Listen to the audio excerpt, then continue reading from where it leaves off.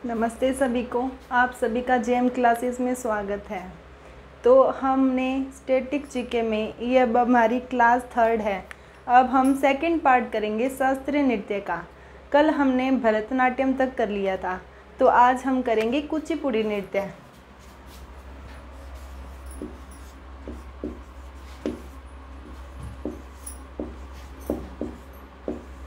ये कुचिपुड़ी नृत्य आंध्र प्रदेश का है। अब इसकी उत्पत्ति का क्वेश्चन आता है कि इसकी उत्पत्ति कहाँ से हुई थी। तो आंध्र प्रदेश में एक गांव है कुचेला ग्राम, उसी से शायद इसका नाम कुचिपुड़ी हो गया। तो कुचेला ग्राम से इसकी उत्पत्ति हुई है। एक आता है इसका आधार हमने कहाँ से लिया है, हमको कहाँ से पता चला इस नृत्य के बारे में। तो एक पुराण है भगवत पुराण, तो उससे हमें कुचिपुड़ी नृत्य के बारे में पता चलता है। जो ये कुचिपुड़ी नृत्य है, इसमें श्रृंगार रस की प्रधानता है। एक क्वेश्चन पूछा गया था कि कर्नाटक संगीत का यूज़ किस शास्त्रीय नृत्य में हुआ है, तो कुचिपुड़ी में हुआ है। ठीक है, पहले ये पॉइंट्स लिख लेते हैं। कुचेला ग्राम,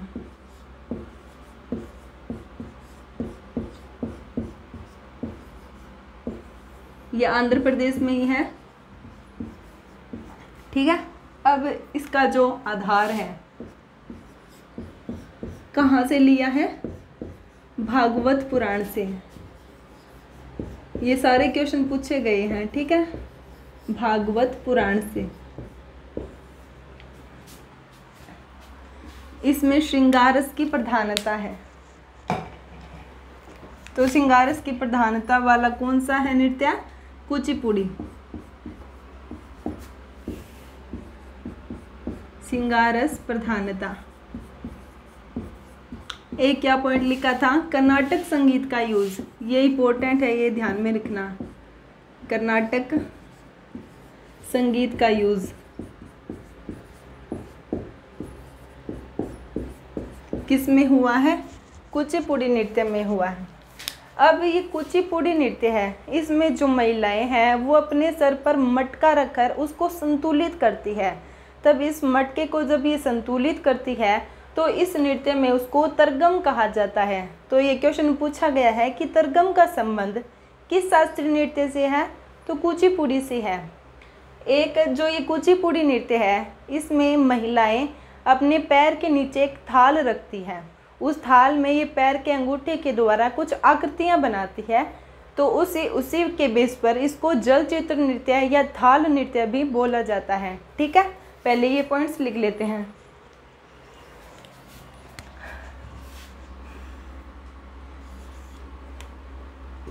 सर पर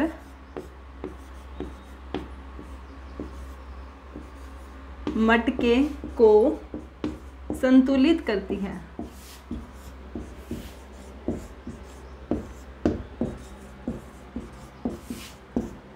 जब इसको ये संतुलित करती है तो इसे तरगम बोलते हैं। तरगम, ठीक है, तरगम कहते हैं। तो तरगम का संबंध किस शास्त्रीय नृत्य से हो गया, कुचिपुड़ी से हो गया। अब इसको जो वो पैर में जलचित्र नृत्य, जलचित्र नृत्य, पैर के अंगूठे के द्वारा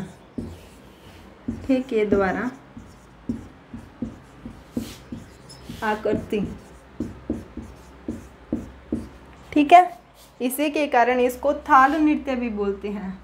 किसके द्वारा आकृति बनाई जाती है, ये थाल के द्वारा, तो उसी के कारण इसको थाल नृत्य भी बोलते हैं। ठीक है, तो ये ध्यान रखना, थाल नृत्य भी इसी को बोलते हैं, जलचित्र नृत्य भी इसी को बोलते हैं, और मटके के द्वारा डांस करती है तो इसको मटका नृत्य भी बोलते हैं। तो इसको मटका नृत्य भी बोलते हैं।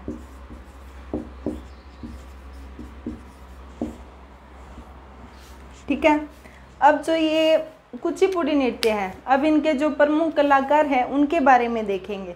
सबसे पहले नाम आता है यामिनी कृष्णमूर्ति का।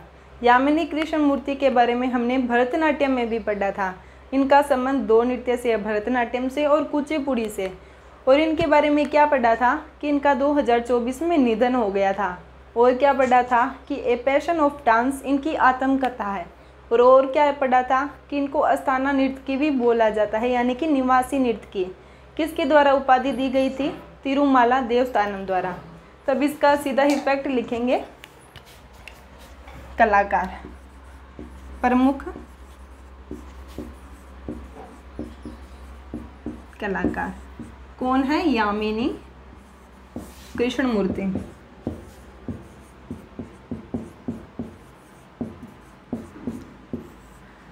अब दो नाम आते हैं, राधा रेड्डी और राजा रेड्डी। अब कोई भी मतलब जिसके पीछे रेड्डी नाम आ जाए तो समझ जाना कि वो कुचिपुड़ी नृत्य से रिलेटेड है, जितने भी रेड्डी वगैरह नाम आए। तो इसमें दो है, राधा रेड्डी और राजा रेड्डी। इन्होंने दिल्ली में एक डांस स्कूल की स्थापना की थी जिसे नृत्य तरंगिणी बोला जाता है। तो नृत्य तरंगिणी स्कूल की स्थापना किसने की थी? राधा रेड्डी और राजा रेड्डी ने। कहाँ पर? दिल्ली में की थी। ठीक है, राधा रेड्डी और राजा रेड्डी।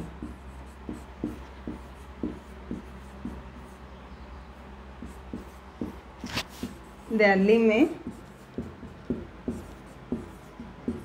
नृत्य तरंगिणी स्कूल स्थापना। ठीक है, इनके बारे में ही ध्यान रखना है। अब एक आती है पद्मा रेड्डी। जो पद्मा रेड्डी है वो तेलंगाना में पहली महिला थी जिनको संगीत नाटक अकादमी पुरस्कार दिया गया था। किसको? पद्मा रेड्डी को। वो भी ध्यान रखेंगे।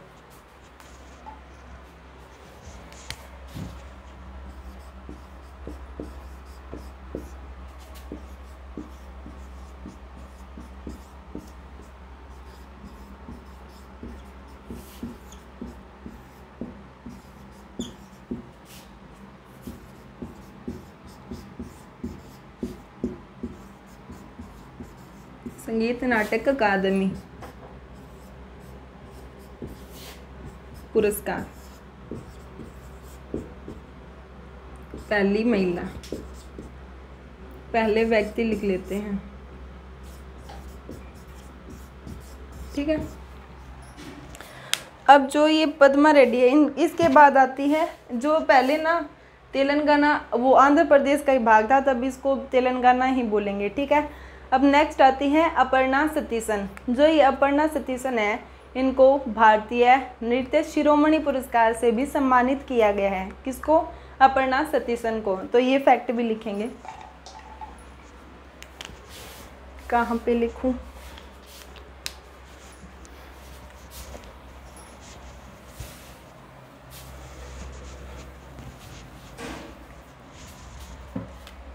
अपर्णा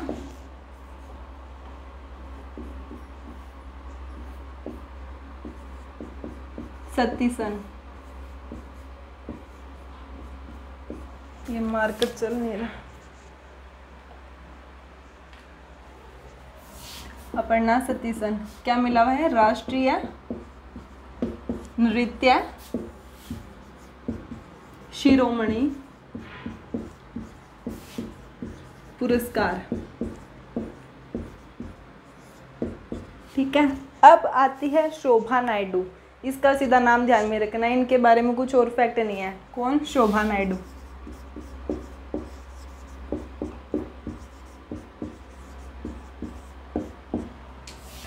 एक आती है वेमपति चिन्ना सत्यम। जो वेमपति चिन्ना सत्यम है, इसका ये नाम इम्पोर्टेंट है, ध्यान रखना, ये ज़्यादा बार पूछा गया है। तो ये वेमपति चिन्ना सत्यम है, इन्होंने कुचिपुड़ी कला अकेडमी की स्थापना की थी। कब की थी? 1963 में। ठीक है, वेमपति चिन्ना सत्यम।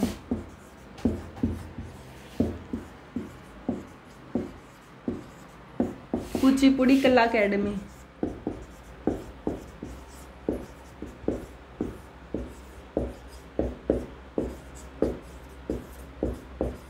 कब की थी? 1963 में की थी। एक लास्ट नाम आता है वेदांतम सत्यनारायण। वेदांतम सत्यनारायण।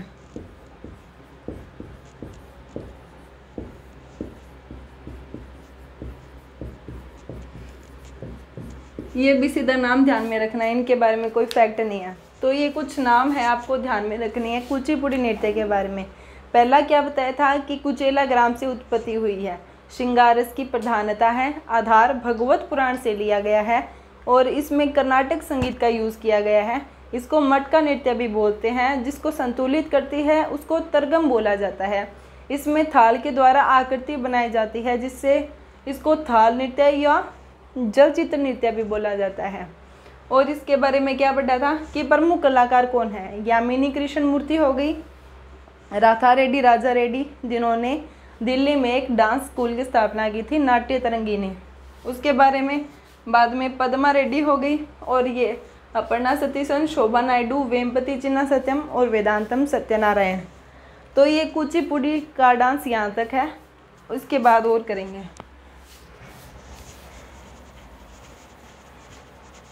इसके बाद ओडिसी नृत्य करेंगे हम, ठीक है।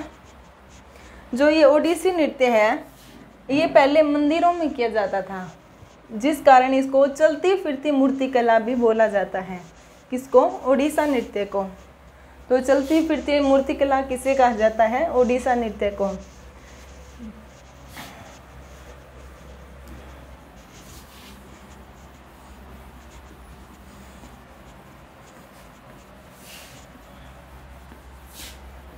इसके बाद इसका जो कुछ मतलब हमें इसकी जानकारी कहाँ से मिलती है, तो मिलती है उदयगिरी की गुफाओं से।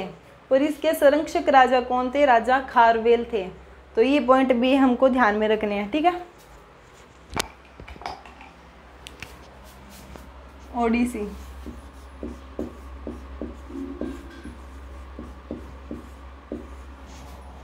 पहला क्या लिखा था कि मंदिरों में स्टार्ट।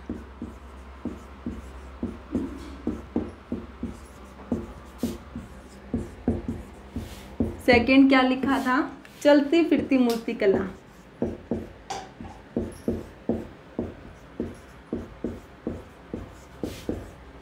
मूर्ति कला। नेक्स्ट क्या लिखा था? मतलब इसको जानकारी कहाँ से मिलती है? उदयगिरी की गुफा से।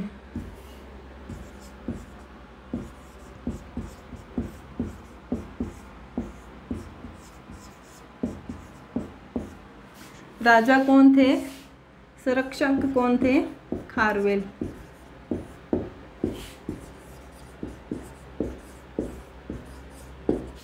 ठीक है, वो लाइट ऑन करना, ठीक है। तो ये पॉइंट्स ध्यान में रखने हैं ओडिसी नृत्य के बारे में।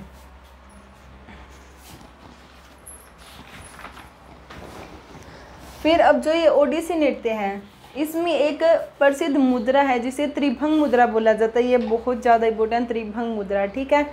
इसमें क्या होता है कि शरीर को 3 वक्र में मोड़ा जाता है। 3 तरीके से मोड़ा, एक गर्दन से, एक कमर से और एक पैरों से। 3 साइड से मोड़ा जाता है जिसके कारण इसको त्रिभंग मुद्रा बोला जाता है। और इसी को बटू नृत्य भी बोला जाता है, ठीक है। तो त्रिभंग मुद्रा,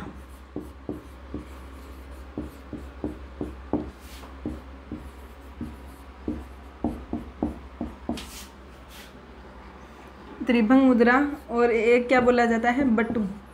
बटू नृत्य भी बोला जाता है इसको। तो त्रिभंग मुद्रा का संबंध किससे है? ओडिसी नृत्य से है, ठीक है। अब जैसे कि भरतनाट्यम हमने किया था, भरतनाट्यम में जब स्टार्ट किया जाता है उसको अल्लारिपू और जो अंत होता है इसको तिलाना बोला जाता है। उसी प्रकार जो ये ओडिसी नृत्य है इसमें जब जो डांस को स्टार्ट करते हैं तो इसका जो स्टार्ट है वो एक आरती से होता है जिसको मंगलाचरण बोला जाता है। आप इसको ऐसे याद रख सकते हैं, कोई भी मंगल कार्य करने से पहले आरती करनी चाहिए। तो मंगलाचरण का संबंध शुरुआत में है, ठीक है। और जो लास्ट में होता है उसको धारीसन बोलते हैं। तो शुरुआत में किया गया मंगलाचरण,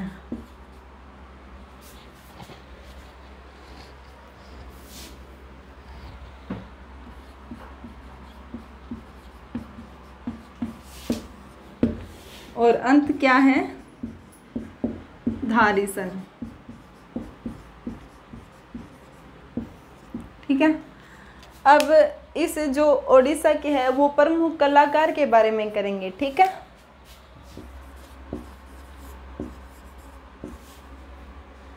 प्रमुख कलाकार, इसमें हमने एक भरतनाट्यम में नाम पढ़ा था, सोनल मानसिंह। उनका संबंध दो से था, भरतनाट्यम से और एक ओडिसी से। तो सोनल मानसिंह के बारे में क्या क्या पढ़ा था कि वो सबसे कम उम्र में पद्म विभूषण प्राप्त करने वाले थे। ठीक है। कब मिला था, 2003 में मिला था। 2018 में उनको राज्यसभा के लिए भी नामित किया गया था। पहले वो लिखते हैं,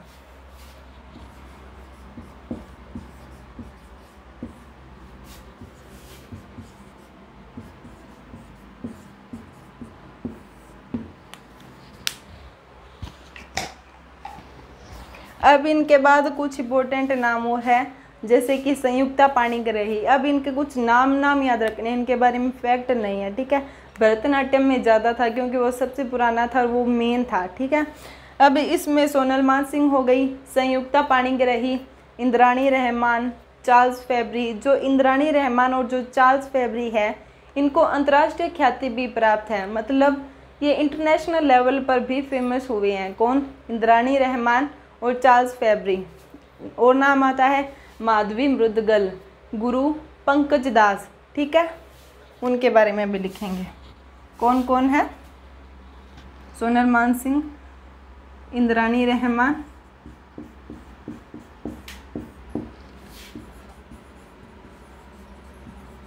चार्ल्स फेब्री,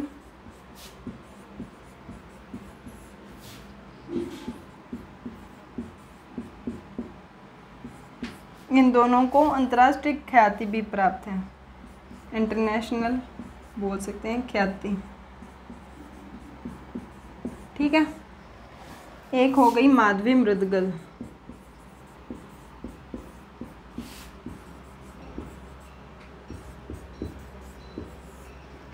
एक हो गया गुरु पंकज दास,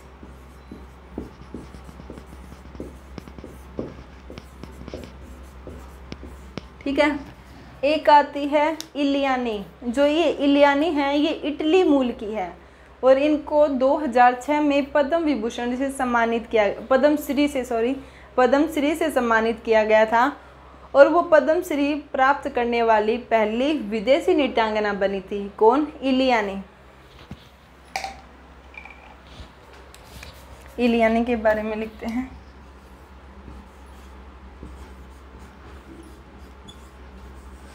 ये इटली से हैं, इटली यूरोप में है, इटली मूल से है। इटली की राजधानी क्या है, रोम है। ठीक है। पद्मश्री कब मिला था, 2006 में, और ये पहली विदेशी नृत्यांगना थी।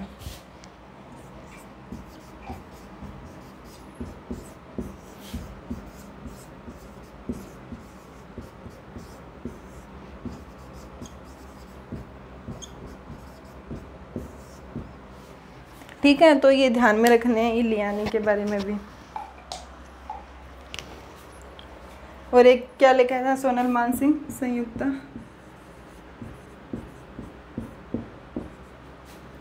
पाणिग्राही। ठीक है। अब इसके बाद एक नाम और है, कुमकुम मोहंती। कुमकुम मोहंती।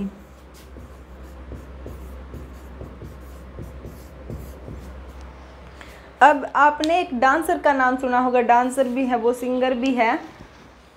उनका नाम है माइकल जैक्सन, जो यूएसए के हैं। इन्होंने हमारे भारत के एक डांसर है यमुना सागर शिवम, उनके साथ इन्होंने एक डांस किया था। उस म्यूज़िक का नाम था black and white music track. उसमें इन्होंने उनके साथ डांस किया था, वो फेमस है माइकल जैक्सन। इसलिए याद रखना है कि इन्होंने ओडिसी नृत्य किया था दोनों ने साथ में। ठीक है। किसने, माइकल जैक्सन और यमुना सागर शिवम ने। ठीक है।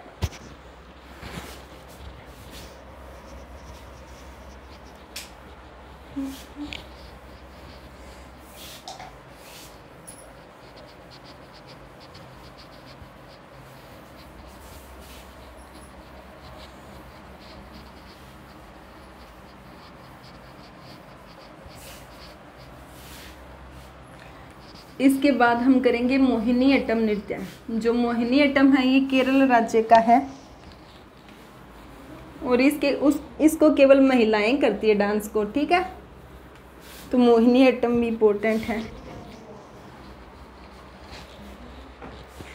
तो पहले माइकल जैक्सन का लिख लेते हैं। माइकल जैक्सन, ये इम्पोर्टेंट है, ये पूछा गया है तभी लिखवा रही हूँ, ठीक है। सारे प्रीवियस ईयर के हैं। माइकल जैक्सन का सॉन्ग क्या है? Black and white music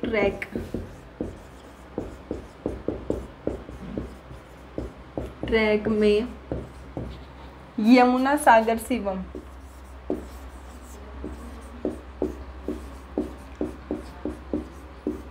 Yamuna सागर शिवम ने ओडिसी नृत्य किया।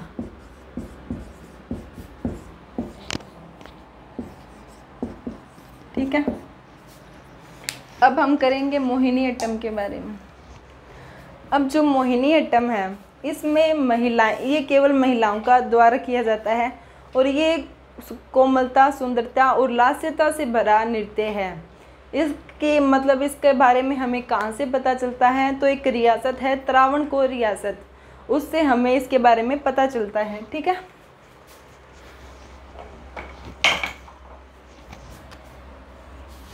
मोहिनीअट्टम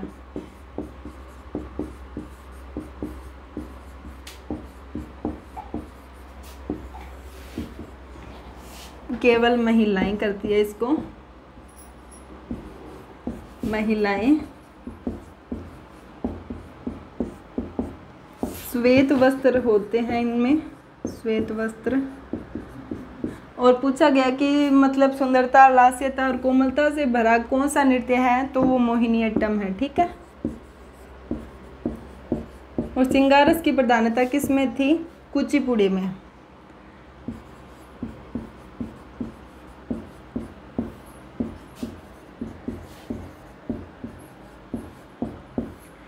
इसका मतलब जानकारी कहाँ से मिलती है? मतलब संरक्षक कौन थे इसके? त्रावणकोर रियासत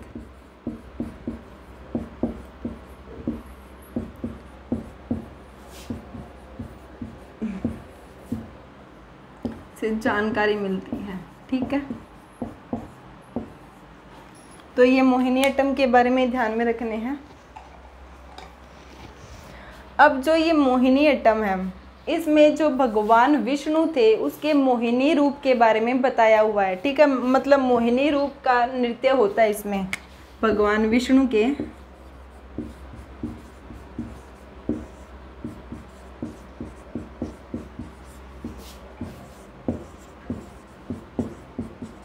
मोहिनी रूप का नृत्य। अब जो मतलब ये मोहिनीअट्टम है इसका आधार हमने कहाँ से लिया है, कहाँ से हमें इसके बारे में पता चलता है? तो इसका एक ग्रंथ है व्यवहारमाला ग्रंथ, वो नारायणन के द्वारा लिखा गया है। तो उस ग्रंथ में हमें मोहिनीअट्टम के बारे में जानकारी मिलती है, ठीक है। ये तो व्यवहारमाला ग्रंथ।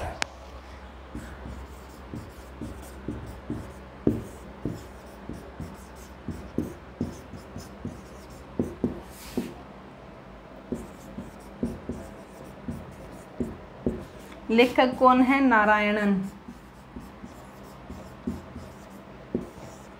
ठीक है।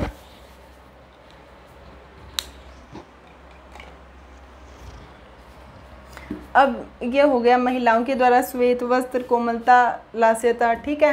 अब जो ये मतलब मोहिनीअट्टम है इसमें मतलब इसकी जननी किसे माना जाता है? ये महिलाओं द्वारा किया जाता है। तो सबसे पहले किसके द्वारा किया गया था? तो ये कल्याणी अम्मा के द्वारा किया गया था, ठीक है। जननी लिख देते हैं।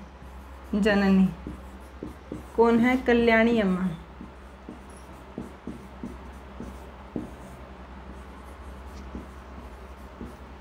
ठीक है। अब हम इनके प्रमुख कलाकारों के बारे में लिखेंगे,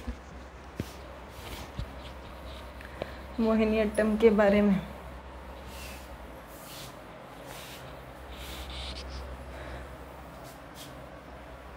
इनमें प्रमुख कलाकार है जैसे कि जयप्रभा मेनन हो गए, हेमा मालिनी हो गई, श्रीदेवी हो गई, सुंदा नायर हो गए, और वो मतलब वो हो गए भारती शिवाजी हो गए। ठीक है, प्रमुख कलाकार।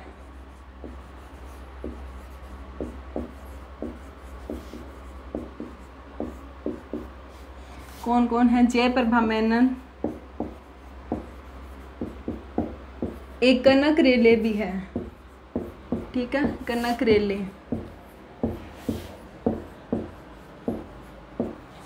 हेमा मालिनी,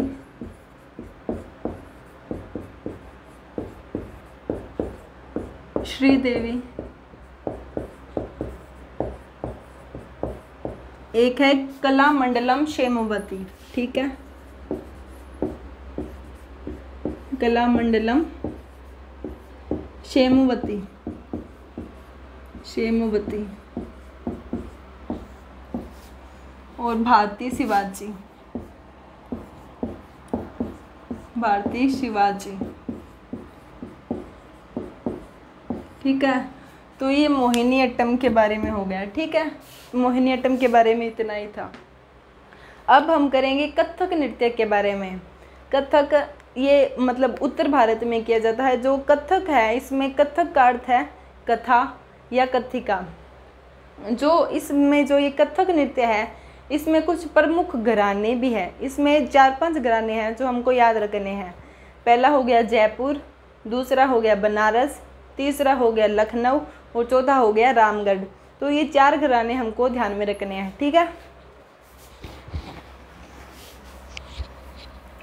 किसमें? कथक नृत्य में। ठीक है, अब जो ये कथक नृत्य है, इसमें पैर में घुंघरुओं का पहनना अनिवार्य माना जाता है। ठीक है, कथक नृत्य में। अब एक शैली है जिसे बोलती हैं भारतीय शास्त्रीय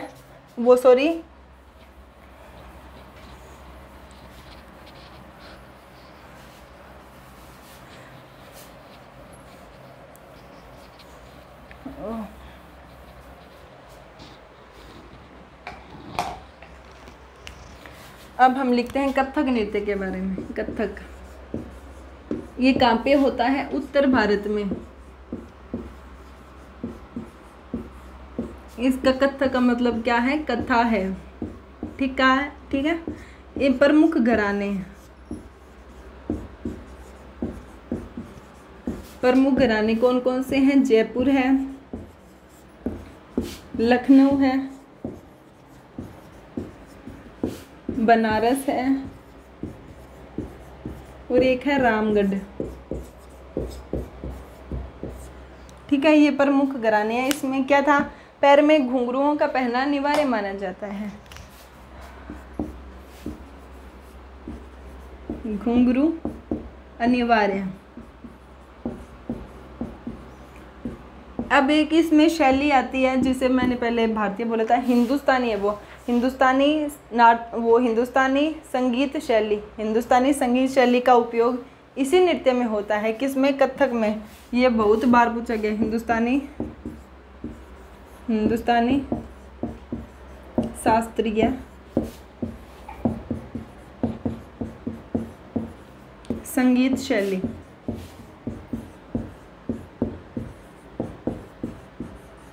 का उपयोग, ये बहुत ज़्यादा टाइम पूछा गया। ठीक है, इसको हमेशा याद रखना है। ठीक है, हमेशा हिंदुस्तानी शास्त्रीय संगीत शैली का उपयोग कथक नृत्य में हुआ है। ठीक है, अब इसको जो पुनर्जीवित करने का श्रेय किसको जाता है वो पढ़ेंगे अब हम। ठीक है, एक तो आता है बिरजू महाराज, और एक आते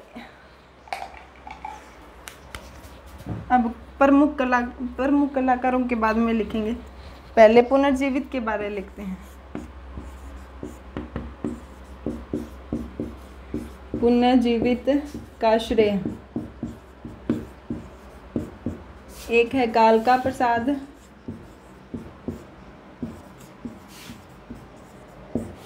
एक है बिंदादीन महाराज।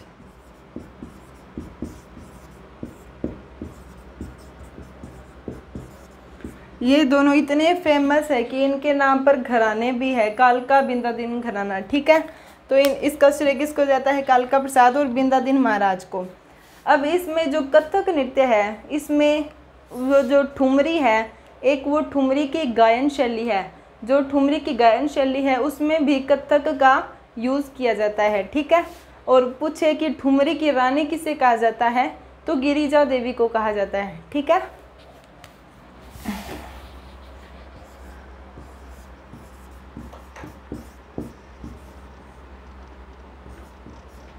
ठुमरी शैली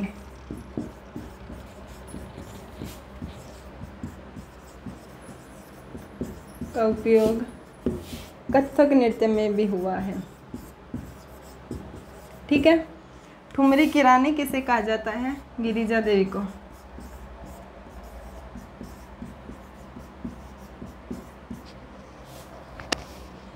गिरिजा देवी।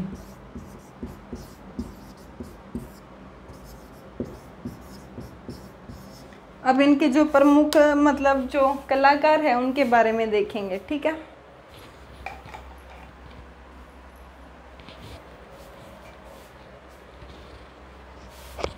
यहाँ पे लिख देते हैं एक बार कलाकार।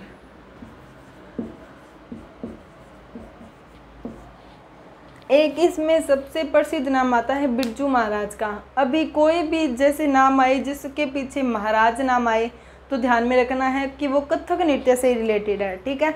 तो महाराज वाले किस में आएंगे? कथक नृत्य में। तो सबसे पहले आते हैं वो बिरजू महाराज, ठीक है।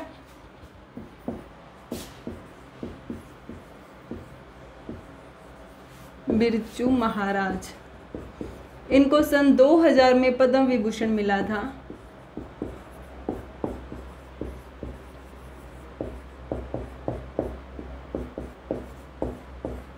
ठीक है, ठीक है, ये ध्यान में रखना है। और भी देखेंगे अब हम जो महाराज है, जैसे कि कथक में बिरजू महाराज हो गया, लच्छू महाराज हो गया, शंभू महाराज हो गया, ये सभी का संबंध कथक नृत्य से है, ठीक है।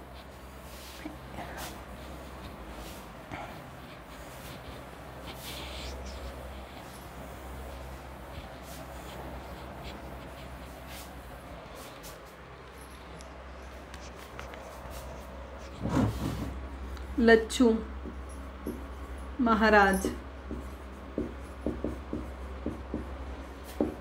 अच्छन महाराज,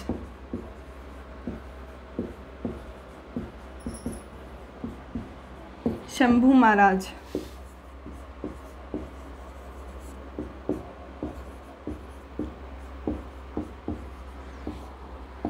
ठीक है।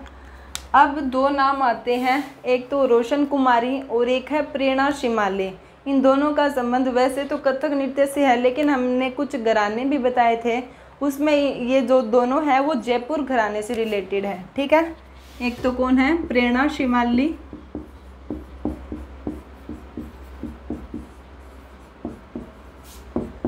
ये कौन है? रोशन कुमारी।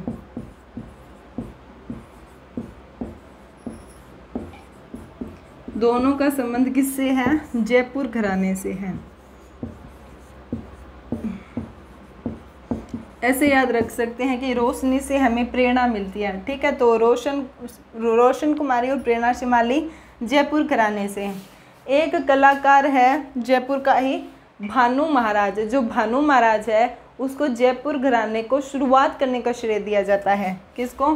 जो जयपुर घराने को शुरुआत करने का, भानु महाराज।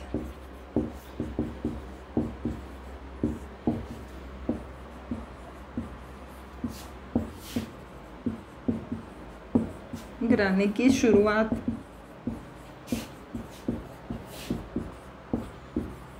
का श्रेय दिया जाता है, ठीक है। तो ये ध्यान में रखने हैं। एक नेक्स्ट आती है सितारा देवी।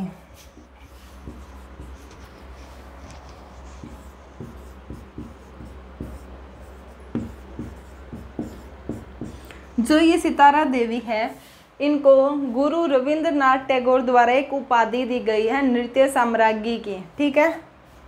गुरु रविंद्रनाथ टैगोर द्वारा नृत्य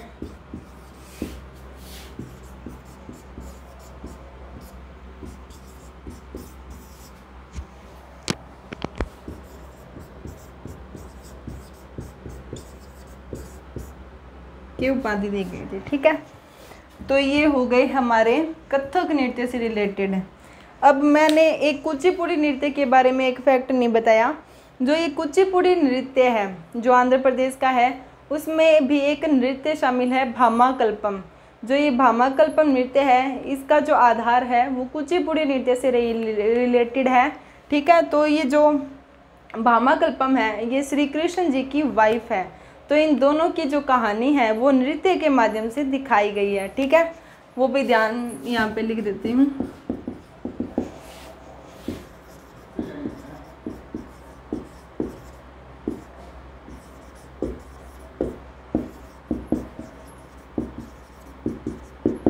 आधार कुचिपुड़ी। ठीक है, तो ये 2 पार्ट्स हो गए। एक तीसरा पार्ट है वो अब हम कल करेंगे। तब तक के लिए धन्यवाद। जय हिंद, जय भारत।